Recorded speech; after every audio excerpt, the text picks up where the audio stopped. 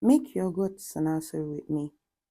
This is how it looks. So this is the rice I used to make masa, and I'm taking measurements. When the rice is soaked, I need about 3 cups of rice, but I'll be measuring roughly 2 cups and a half, because when you soak the rice, it tends to double in size. So if you soak it when you're ready to use it, if you soak 2 cups, you may end up getting 3 cups. So this is the reason why I just carelessly added 2 cups. So out of that soaked fermented rice that I've been soaking for a while, you place a pot on a heat and turn on the heat, then add in a handful of that soaked rice.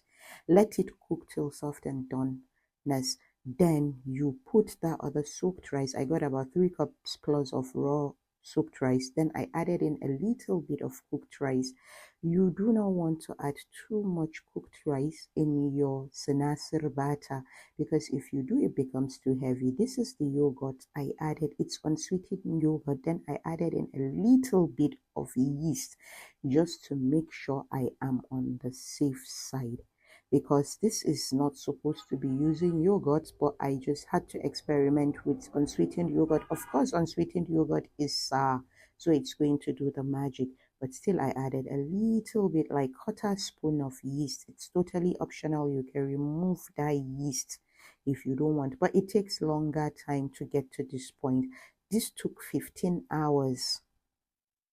It took 15 hours to get to this fermented point. So I added in soaked potash, 2 cover of soaked potash water.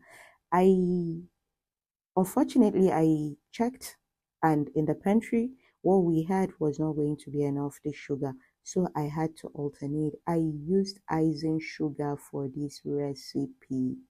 I use icing sugar. Icing sugar is simply sugar that has been blended or grinded into smooth powder with the help of cornstarch in it. That is what makes an icing sugar or a confectionery sugar. So it is also sugar. So after mixing and got the taste I was looking for, I began to fry. You want to fry this on a very low heat.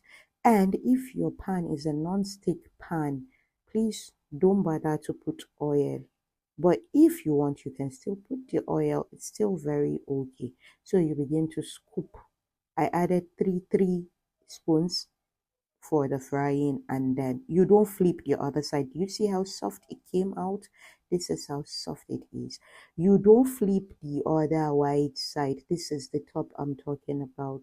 Just allow it cook, and you don't want to even cover it. Hey, this is a simple menu in my home. Like, this is a meal that is always eaten all the time. At some point, I even got tired of eating this particular Sanasir, because it's either Sanasir or Masa, Sanasir or Masa. So sometimes you just be like, "Mm." So I thought I should share with my own people from my childhood meal.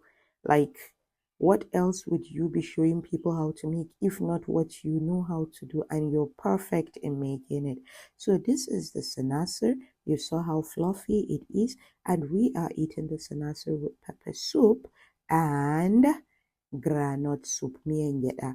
Can you see how soft ka gani? Kina kallo ko yanda naman nan ke faffashewa a hannu? To this is how your groundnut soup meat should be looking. And the ghee was